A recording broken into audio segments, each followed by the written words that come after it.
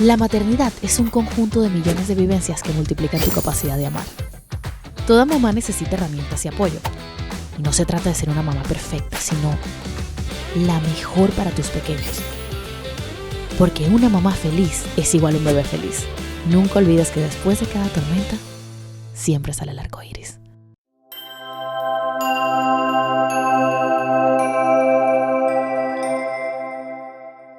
Amigos, bienvenidos a Mamá Arco Iris. Yo soy Diana Marcocha y hoy tengo el placer y el honor de tener a una invitada de lujo que realmente deseaba y anhelaba muchísimo que fuera nuestra primera invitada al podcast porque, primero, bueno, es una persona a la que admiro mucho desde muy pequeña. De hecho, me llegó a entrevistar en Venezuela hace muchos, muchos años.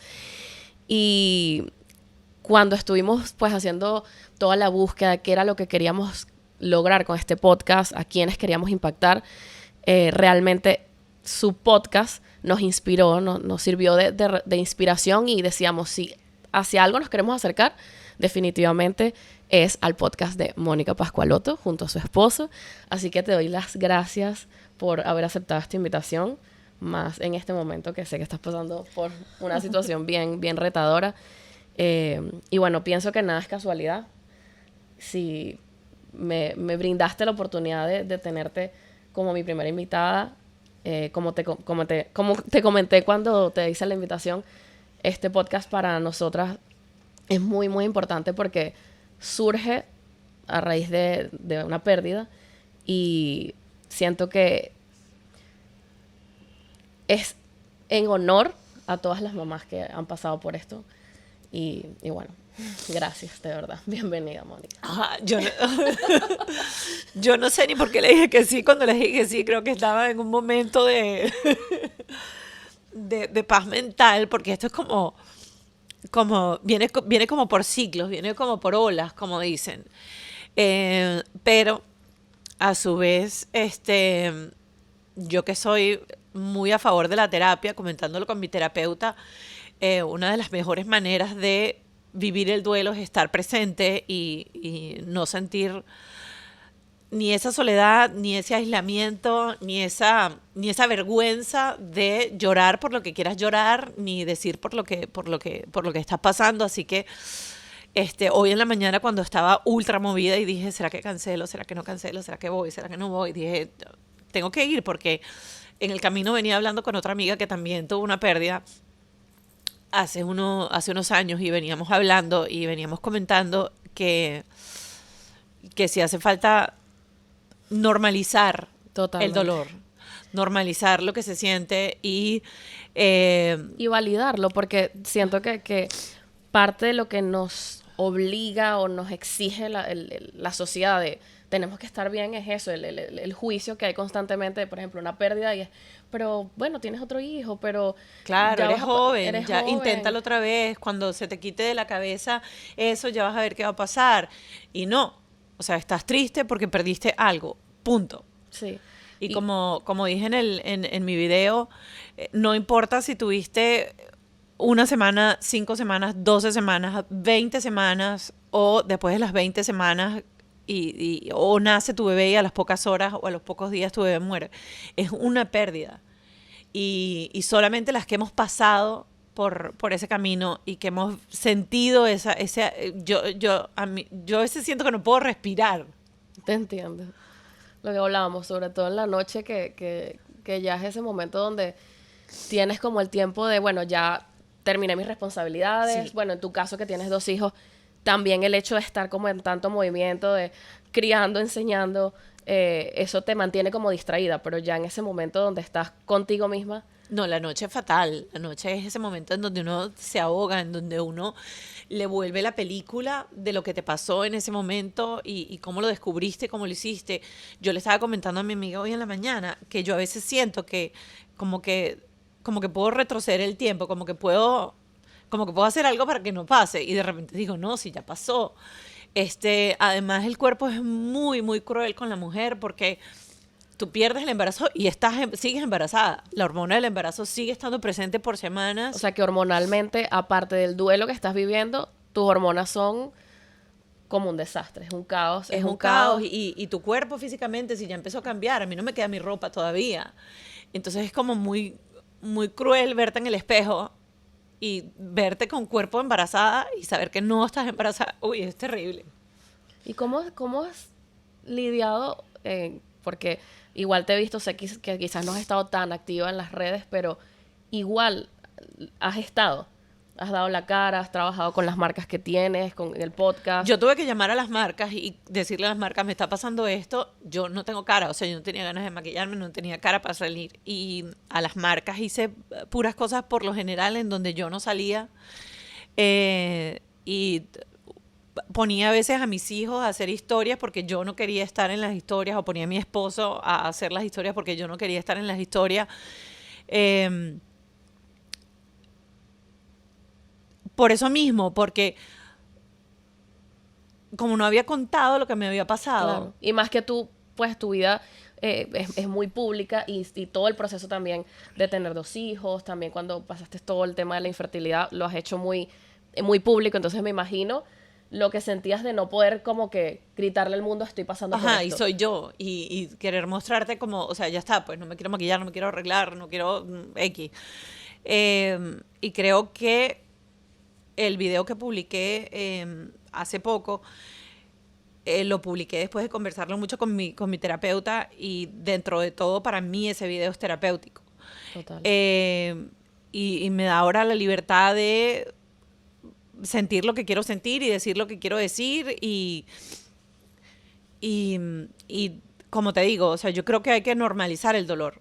Sí, y de hecho, ahora que dices eso que es terapéutico, para mí también cuando pasé por la pérdida, haberlo publicado yo, desde el día que comencé a sangrar, lo decidí contar porque yo decía, yo cuando quedé embarazada, me acuerdo que le decía a mi esposo, yo lo quiero decir ya. Yo sé que uno tiene que esperar porque no sabe, las primeras semanas hay mucho riesgo, pero es como que es una alegría tan grande que la Claro. quisiera compartir. Y debería decirlo uno compartirlo. O pero sea, no la uno compartes por el miedo de que te puede pasar algo. Claro, y si te pasa algo, te pasó. Y lo Igual contaste lo vas también. a contar. Entonces, yo Claro, pero antes ni se decía, que estabas embarazada ni hasta... tampoco contabas que te pasó, que tuviste la pérdida. Entonces, es como una alegría y un dolor que te guardas y que no está. Y dentro de la mayoría de los libros que mi terapeuta me recomendó para leer, que por cierto están están en la caja de descripción de mi video de YouTube en donde cuento mi pérdida.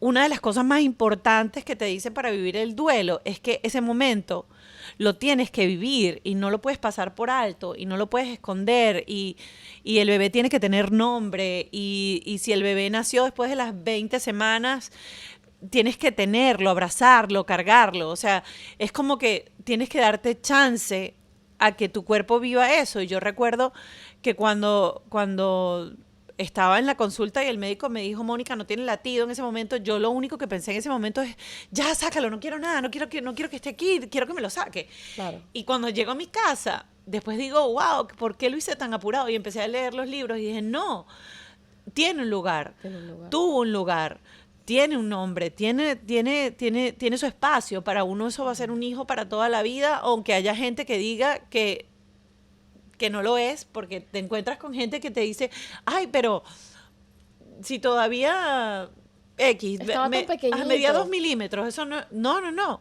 eso es un hijo. Entonces... No, y lo que tú dices de darle el lugar es súper, súper importante. Bueno, yo soy fiel creyente de las constelaciones familiares. Mi mamá es consteladora y yo hice un trabajo con mi esposo. Él estaba como que medio rechazando la situación, pero hasta que accedió y lo hicimos y fue muy mágico porque vimos el alma del bebé que estaba feliz, que decía, yo los amo, estoy agradecida que ustedes hayan decidido ser mis padres por el tiempo tan corto que fue. Y yo estaba en shock porque yo decía, yo lloraba y decía, pero es que lo quiero, o sea, te quiero aquí. Me decía, pero es que no, ese fue mi destino, ese fue mi decisión de vida y ya cumplí con lo que tenía que cumplir. Les enseñé lo que les tenía que enseñar y les voy a seguir enseñando.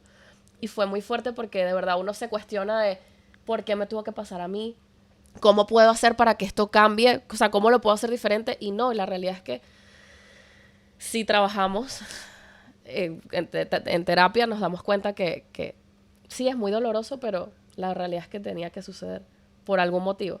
Y yo creo que en mi caso, la pérdida ha sido una de las cosas que más ha transformado mi vida en todos los sentidos, porque te hace también mirar las cosas de una manera distinta. Y también te das cuenta que es tan, no voy a decir normal porque no considero que sea algo normal, pero es muy común. Es muy común, es muy común. Por eso creo que mientras más comuniquemos que tenemos derecho a sentir lo que sentimos y que nos pasa y que no es que lo podemos poner debajo de la mesa, nos vamos a sentir mucho mejor nosotras las mujeres, porque yo creo que todavía existe vergüenza, todavía existe Juicio, muchísimo juicio, y nada. la culpa de que, porque al final tú eres la que lo llevas dentro, entonces tú dices, ¿será que tengo un problema? Y hay que entender que no, o sea, y lo que tú dices, entre más lo normalicemos, más lo podamos expresar. Yo cuando lo publiqué recuerdo que muchísimas mujeres me escribieron, quisiera tener el valor de poder decir que tuvo una pérdida. Sí, a mí me ayudó mucho también ver videos de otras personas que habían pasado por lo mismo y escuchar el proceso una y otra vez y escuchar el proceso una y otra vez, una y otra vez. Leer los chats en la red en donde la gente igual comentaba sus experiencias. Yo creo que es muy sanador. Es muy sanador dentro de todo lo doloroso que es la situación. ¿Y cómo sientes que ha sido el proceso para tu esposo? Y cómo crees que también eso influye en cómo tú has vivido el proceso. Mira, nosotros pasamos 6 años de infertilidad y para él los 6 años de infertilidad fueron mucho más dolorosos que para mí. Por de repente mi mecanismo de sobrellevar las adversidades y hacer las cosas, yo soy de las que yo puedo llorar un día y al día siguiente yo era como que dormía esa parte mía y era, ¿qué tengo que hacer? ¿Qué tengo que hacer? ¿Qué tengo que hacer? Solución. Ajá, solución. ¿Cuál es el plan? O sea, yo estaba abierta a todo, a adoptar, a foster, a donación, a lo que sea. O sea, yo estaba abierta a lo que sea en mi proceso de fertilidad. Para mi esposo, incluso cada vez que nosotros mandábamos embriones a testear genéticamente y los embriones regresaban con algún defecto genético que había que descartar el embrión, para él era un dolor profundo como una pérdida. Y en esta oportunidad que yo quizás me he mostrado más, por muchas razones, me he mostrado más vulnerable, siento como...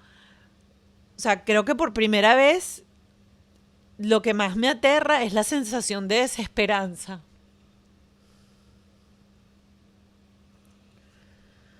Y ese mecanismo de, ya pasó, mañana qué hago, mañana qué hago, mañana qué hago, lo tengo como paralizado ahorita. Y es válido. Pero a mí me mata, o sea, me mata, porque yo soy muy de o sea, mi mente, solución. Claro, porque o sea, yo lo que siento es que si tú no tienes dentro de ti, en lo que hagas, no estoy hablando solo en esto, estoy hablando en tu carrera, estoy hablando en tus relaciones de pareja, en la vida en general. Si tú no te levantas la mañana siguiente con la sensación de que algo de lo que vas a hacer ese día te va a acercar o te va a llevar un poquito más cerca a lo que tú deseas, ¿para qué vive uno? Pero sabes que yo siento, ahora que me dices eso, me identifico mucho con lo que yo he estado aprendiendo y trabajando desde la pérdida, que yo era de las que, bueno, workaholic, pero que estaban 200,000 de proyectos y tenía que cumplir y siempre estar feliz y siempre buena cara. Y cuando tuve la pérdida, literalmente hice un stop que en mi vida lo había hecho. Ni cuando estuve, no sé, despechada, ni la tristeza más profunda, y dije, no me importa. O sea, no... Voy a publicar exactamente lo que quiera y cuando quiera. Voy a hacer con mi hija lo que quiera, voy al parque, si no la llevo un día al colegio. Como que me di la oportunidad, por primera vez en mi vida, de vivir más el presente y no pensar tanto, porque de verdad me identifico demasiado contigo de necesito, o sea, cuáles son los pasos que tengo que seguir para llegar a la meta. Pero a veces... la meta también es válida, o sea, no se va a molestar con nosotras porque hagamos un stop y nos permitamos quizás no quieres grabar un video y no lo haces hoy, lo haces mañana. Claro, yo lo veo y conversándolo con muchas otras mujeres, es a veces esa sensación viene por otras razones o por razones externas y eso es lo que nos hace sentir así y ahí es donde tienes que buscar la paz, la calma y entender qué es lo que hay. Te lo digo porque hay mujeres que me dicen, bueno, es que yo llevo años de in vitro y no lo he logrado y económicamente no puedo más, por ejemplo. O sea, siempre de repente hay una razón o, por ejemplo, tu pareja no quiere intentarlo más, por ejemplo. O sea, hay muchas razones por las cuales tú dices, bueno, hasta aquí llegó el camino. Y esa sensación es terrible. Entonces, yo en esta oportunidad me he mostrado mucho más vulnerable y he vivido o he intentado vivir el proceso de duelo. Cada vez que entro en uno de estos libros para hacer los ejercicios o escucharlos, es como que me permito estar en el aquí, en el ahora, vivir, etcétera, toda la experiencia. Mi esposo, tú que preguntaste cómo lo ha vivido él, yo creo que todavía está en modo, o sea, lo tiene dormido. No lo ha procesado porque de paso pasó, ya nosotros le habíamos comentado a sus papás en Alemania y sus papás vinieron justo pensando que le íbamos a dar la sorpresa a la mamá aquí porque nos habíamos puesto de acuerdo con el papá y al revés tuvimos que decirles que no, o sea, fue todo como demasiado apresurado. Obvio que cuando nos enteramos que teníamos otro bebé y ya estamos llegando al tercer mes, estamos pisando el tercer mes, pues también decidimos, mira, vamos a cambiar de casa, vamos a comprar apartamento. O sea, todo eso ha pasado en estas 4 semanas. Claro. Entonces, para él ha sido hacer papeles, sacar crédito, hacer esto, hacer lo otro. O sea, creo que él no ha tenido tiempo de sentarse. De realmente procesarlo. Y sí siento que cuando tú estás conectado con tu pareja, cuando uno está más vulnerable, el otro está para apoyar.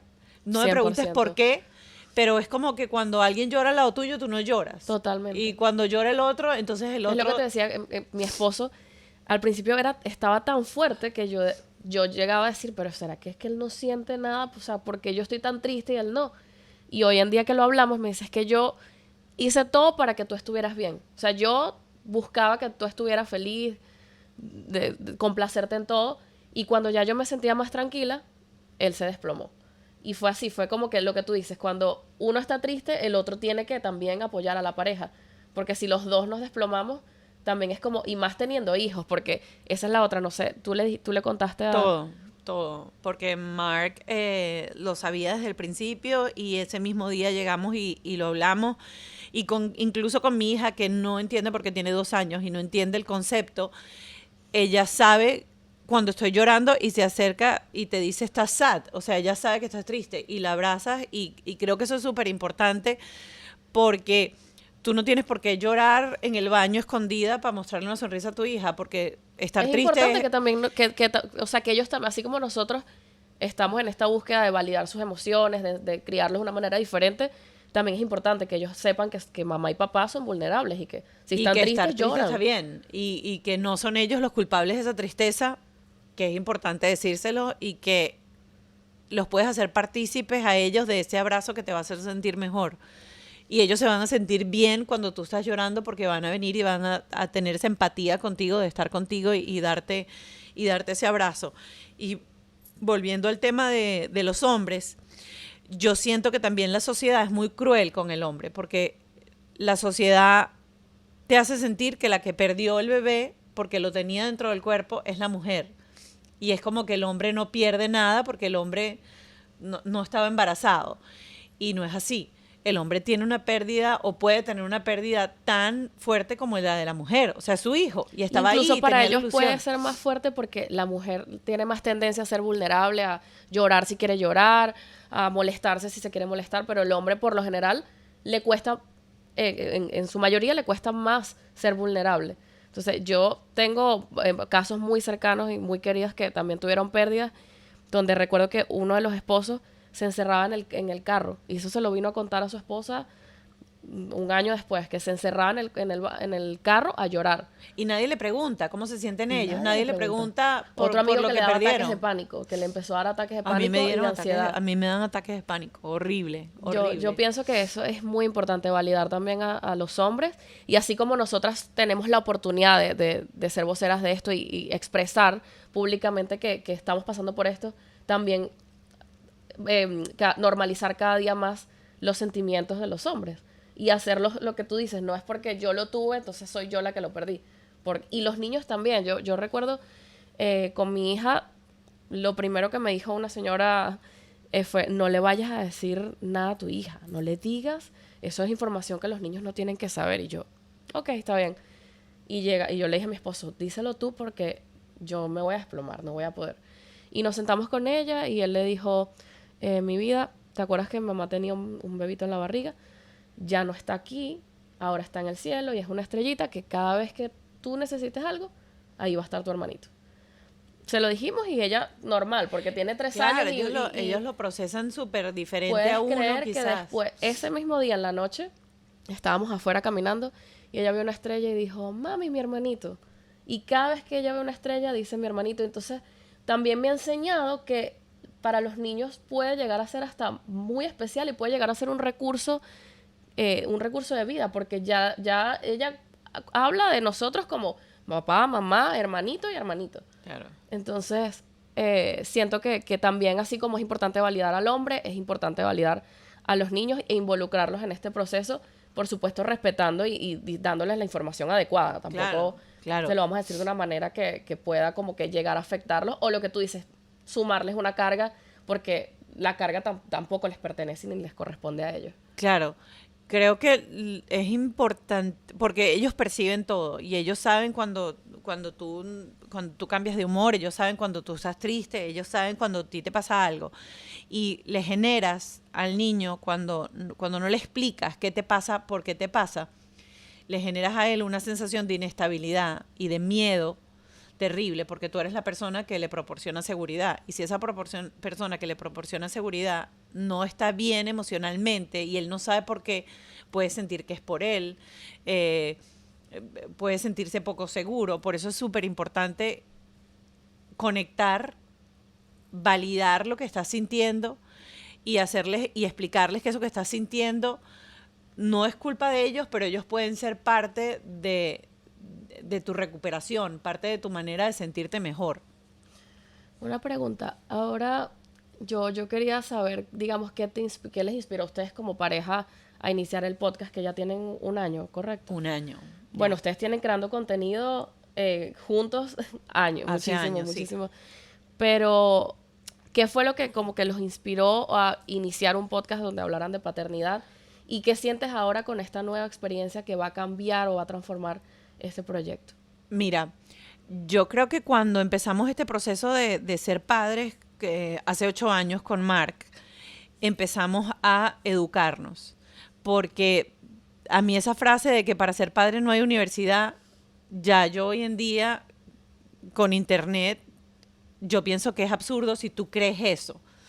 De paso, yo tengo muchos años que he recurrido a la terapia como coach de vida para tener herramientas para superar situaciones, para mejorar relaciones, o sea, para una cantidad de cosas que yo sé perfectamente que cuando tú utilizas la terapia, no porque estás en un momento complicado, que cuando estás en un momento complicado es cuando más la debes utilizar, pero cuando la utilizas para entender que puedes aprender herramientas nuevas para comunicarte y para descubrir la manera en la que te tienes que relacionar y comunicar con otras personas, te das cuenta que cada quien tiene necesidades diferentes.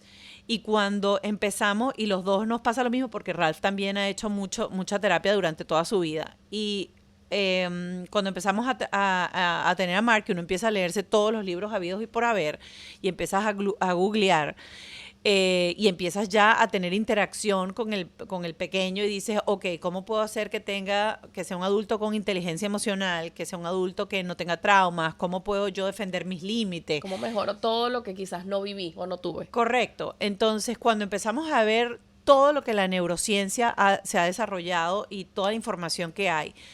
Y empezamos a contrastar eso con la gente que te dice, no, a mí me dieron un palo y yo estoy normal. Terrible. Y tú dices, bueno, ¿Crees tú que estás normal? o que a ese muchacho lo que le falta es una buena nalgada. Cuando empezamos a ver todo ese tipo de cosas, dijimos no. O sea, tiene que haber una manera en donde nosotros de una manera relajada y cotidiana podamos compartir la información que a nosotros nos ha llegado. Y fue fabuloso combinar esto de sentarnos a hablar con alguna figura conocida y descubrir solamente esa faceta que por lo general nadie pregunta, sino solamente cuando nace la foto, ay, nació, Ajá. y después ya.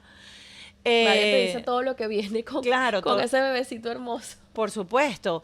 Y todas las cosas que uno empieza a descubrir, porque hay mucha gente que se ha dedicado a construir la mejor versión de padre posible y luego contrastar eso con obviamente con un terapeuta, con un especialista, dependiendo del tema que estemos manejando.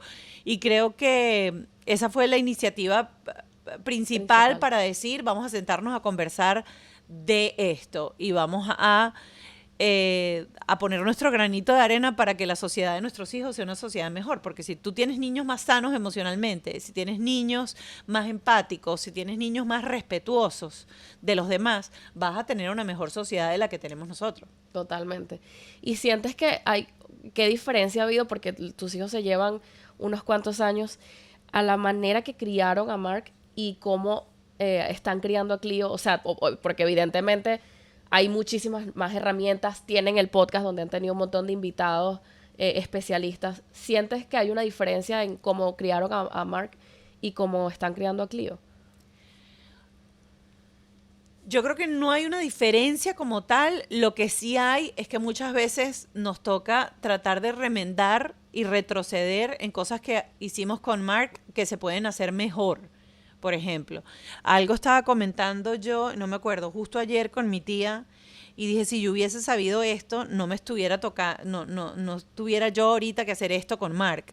Y es como recablear otra vez algo que pensabas que lo estabas recableando bien y no lo estabas haciendo bien.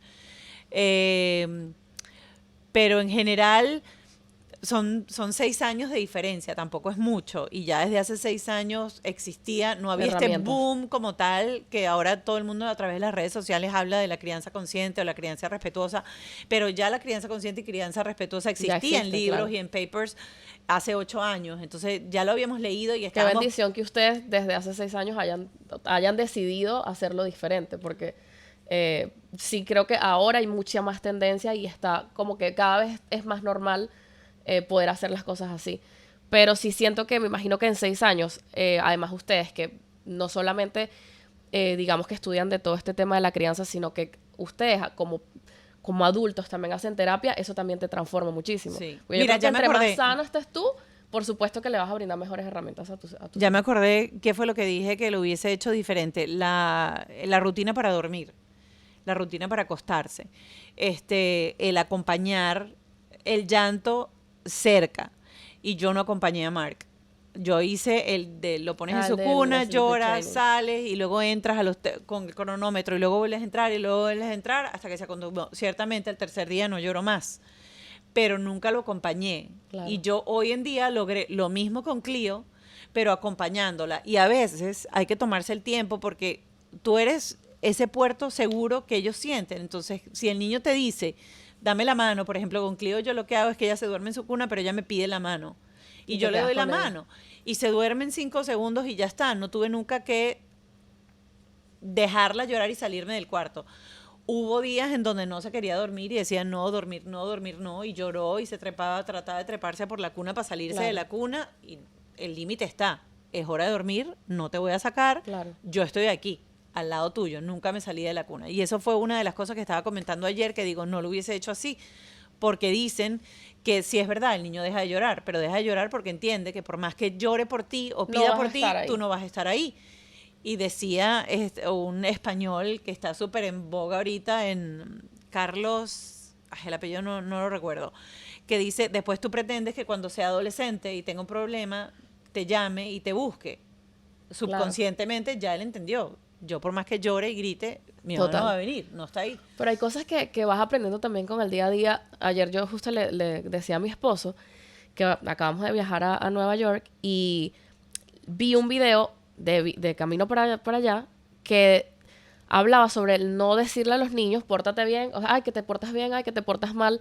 Entonces yo dije, es verdad, ¿por qué decirle eso si en realidad los niños no es que se portan bien o se portan mal, los niños son niños? Entonces yo pensando, ¿cómo puedo transformar el decirle que se porte bien o que se porte mal? O sea, no está bien. Entonces yo estaba como juzgando que las personas con las que fuimos al viaje decían mucho esto. Y justo regresando, mi esposo lo dijo y yo le dije, no, deja de decir esto, no quiero que sigamos diciéndole. Y después lo dije yo y dije, qué fuerte que yo viendo un video, ya entendiendo el por qué no debo hacerlo, estoy tan programada porque toda la vida me dijeron, pórtate bien, el portarse bien es esto y el portarte mal es aquello, que la que tengo que cambiar soy yo. O sea, no sé si me explico cómo... Totalmente, totalmente. Pero fíjate, no es que no le puedes decir pórtate bien.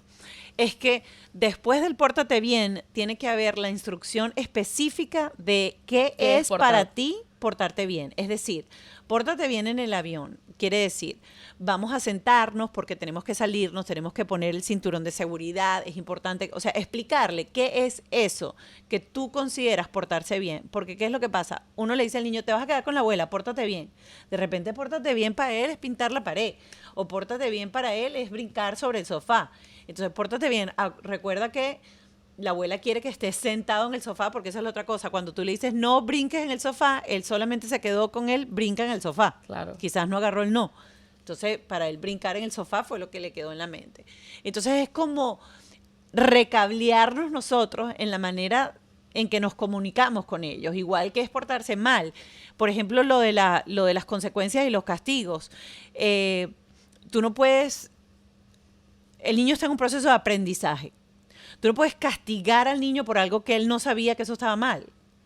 Total. Entonces, yo lo que hago es que yo lo agarro y le digo, fíjate, te estoy llamando la atención porque esto no se hizo bien. Hay que hacerlo así, así, así, así. No te voy a castigar ahorita, ni va a haber una consecuencia ahorita, porque el castigo no se usa, no va a haber una consecuencia.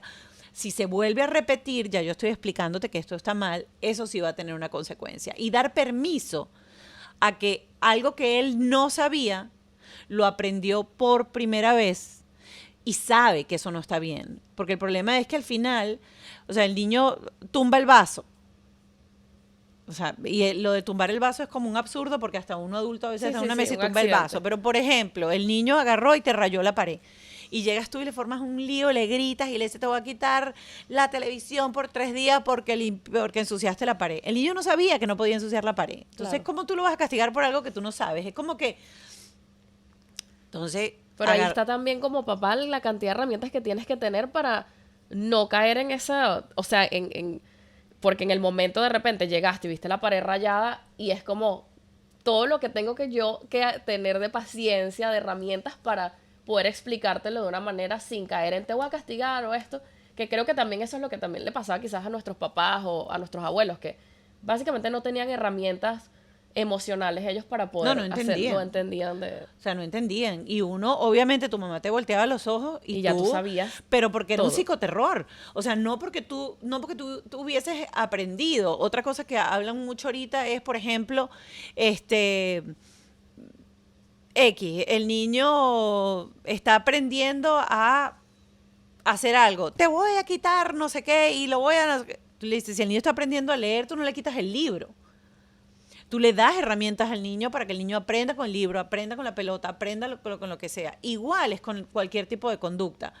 O sea, yo no te voy a encerrar porque tú hiciste algo.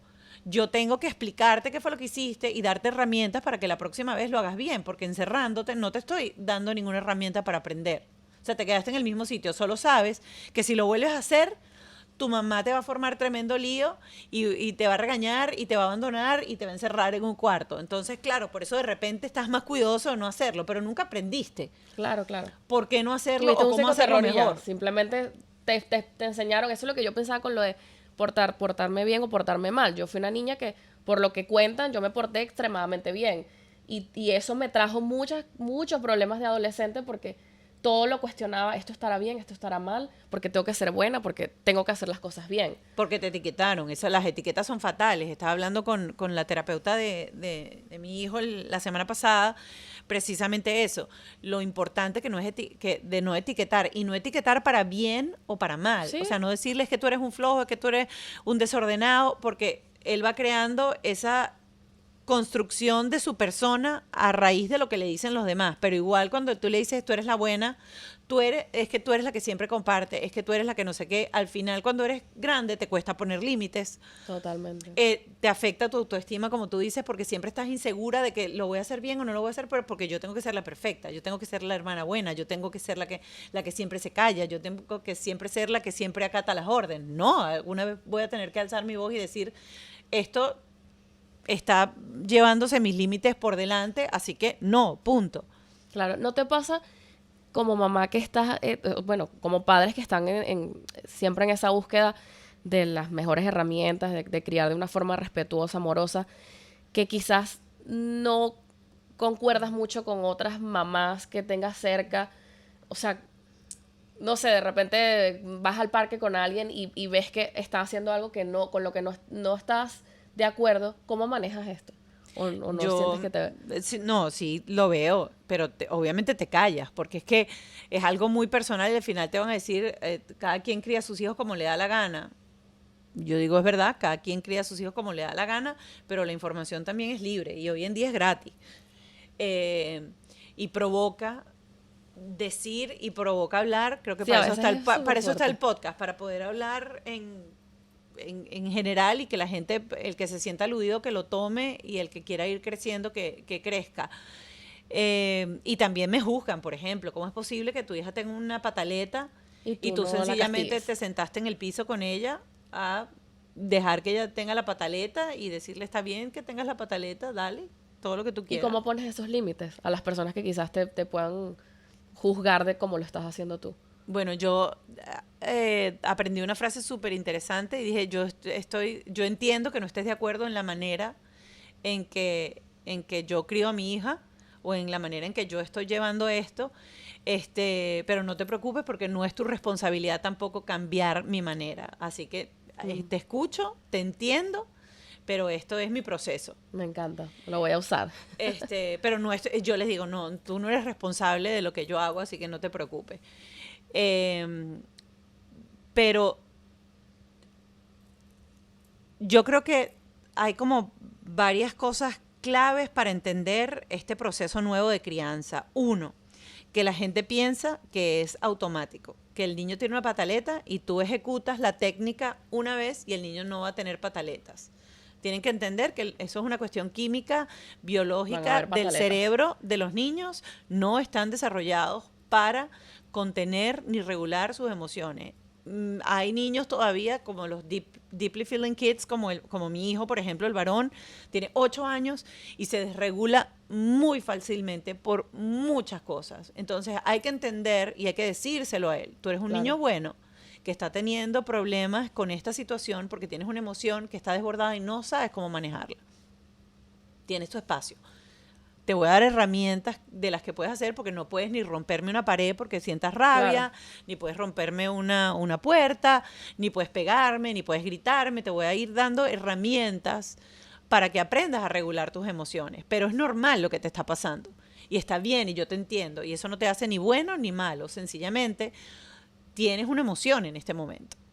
Entonces, yo creo que eso es lo más importante. Recablearnos nosotros, recapacitarnos nosotros para poder tener niños que, como digo, no es inmediato, no es automático, pero si Ni de tú... parte ni de parte. Ni de O parte sea, ni de porque parte. no es que ellos no van a tener sus pataletas, pero tampoco es que lo vas a hacer perfecto todas las veces y nunca vas a, digamos, perder la paciencia por una pataleta porque hay momentos y momentos. Claro, claro. Y ahí está el momento de rectificar. Perdí la broma, no pasó. Y aprender también el valor de poder pedirle disculpas a tus hijos. Que eso también antes era algo Sí. que no existía. Y muchas veces a mí me han dicho, me han juzgado por eso, como que, ¿pero por qué tú le pides disculpas? Yo, pero es que, Porque porque le cometí un falta el error, respeto. cometí un error, le hablé de una manera que no estoy de acuerdo. Porque si tú le hablas hacia tu jefe, tú vas y le dices, discúlpame, te hablé mal, estaba pasando, me alteré, punto. Pero si tú validas las emociones y estás ahí acompañando, pero mantienes tu límite siempre, es decir, la directriz, porque al final quien manda en la casa es el adulto, no es el niño. Total. Si tú mantienes ese límite, aunque te toque pasar como a mí me tocó, que yo hice 48 minutos sentada en el pasillo de mi casa con mi hijo varón en una pataleta porque él no quería caminar y quería que yo lo cargara y yo estaba llena de bolsas. 48 minutos contados por reloj. Wow. Y se paraba, caminaba 2 pasos y se volvía a tirar. Tenía como 3 años, una cosa así. Yo nunca quité el límite. Yo no me cansé. Yo aguanté los 48 minutos. Llevé las bolsas para el apartamento, volví a salir y me senté. Le dije, sí, ahora tengo las manos libres, pero la directriz y la norma era que tú vas a caminar hasta la puerta y yo te voy a acompañar, no me importa cuánto tiempo te vaya a esperar. No lo vuelven a hacer después más nunca. Si tú saltas el límite y tú te das por vencida porque te cansaste, porque no pudiste más. claro, él aprende, yo hago esto, consigo lo que quiero. Y no es una cosa de manipular, es sencillamente una cosa mecánica de vida. O sea, Claro. si tú así resuelves los problemas, lo vas a resolver así toda la vida. Por eso es que es importante el acompañamiento, por eso es que es importante hacer que reconozcan las emociones, por eso es importante darle opciones para que ellos salgan de ese lugar donde está.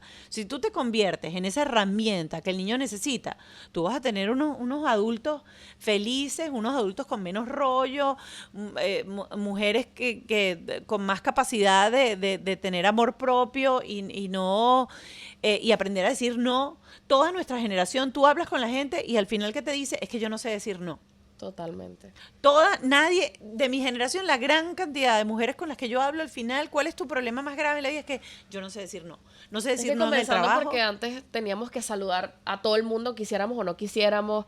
Teníamos que hacer tantas cosas con las que quizás no estábamos de acuerdo y entonces nos acostumbramos a que, bueno, o sea, si esto es lo que es el deber ser, va a ser así toda la vida y por eso nos cuesta tanto hoy en día. ¿Qué sientes tú de todas estas herramientas que has adquirido y que pones en práctica?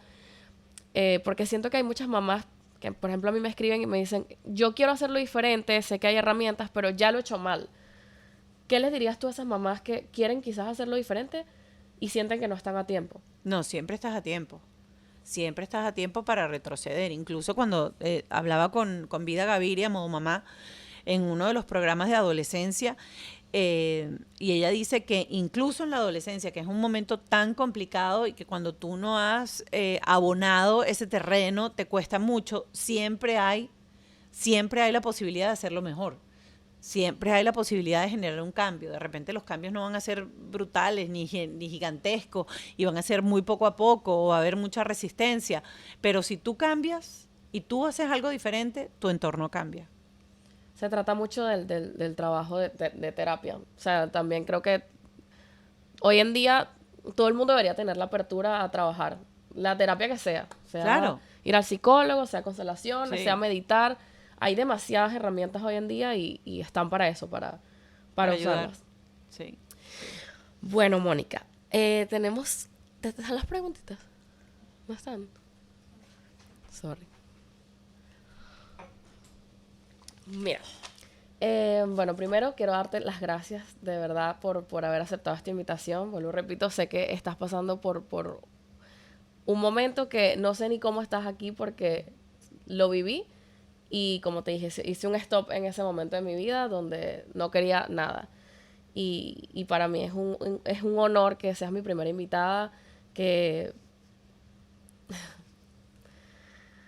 cuentes tu experiencia y sé que esto va a tener un propósito muy importante en tu vida, en la vida de tu familia y que van a impactar la vida de muchísimas mujeres y parejas que pasan por esto porque, bueno, lamentablemente es mucho más común de lo que quisiéramos que fuera. Sí.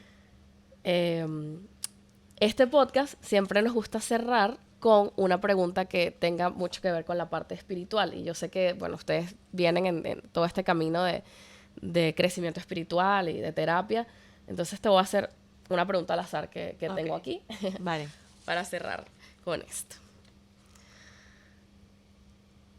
Si pudieras darle un consejo a tu niño de 5 años en este momento, ¿qué le dirías?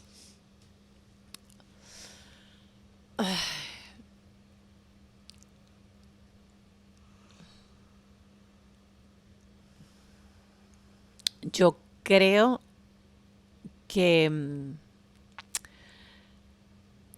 es complicado darle un consejo a un niño de 5 años para agarrar o para abrazar el futuro de alguna manera, pero creo que le hubiese recordado, no sería ni siquiera un consejo como tal, pero le hubiese dicho a mi niña de 5 años muchos más adjetivos calificativos para blindar su autoestima y blindar su ser, porque creo que cuando logras tener esa validación interna propia, no necesitas tanto esperar por la validación externa. Y crecemos siempre esperando la validación externa para sentir que lo estamos haciendo bien, o que somos cool, o que insertamos, o que cuadramos, o que hacemos. Y creo que yo a esa niña le hubiese dicho, sé libre, o sea, mírate al espejo, ¿ok? Y sé libre, siéntete libre. ¿Qué ves? Explora. Más que... eh, y creo que eso hubiese cambiado mi yo o De mi hoy. viaje completamente. Qué hermoso, de verdad. Ojalá todos tuviéramos la oportunidad de retroceder así por un huequito, decirle eso a nuestra niña interior. Gracias de todo corazón por haber sido mi primera invitada y gracias a ustedes por escucharnos. Estén por Spotify, por YouTube. Aquí les dejamos nuestras cuentas de Instagram y bueno, nos vemos muy pronto.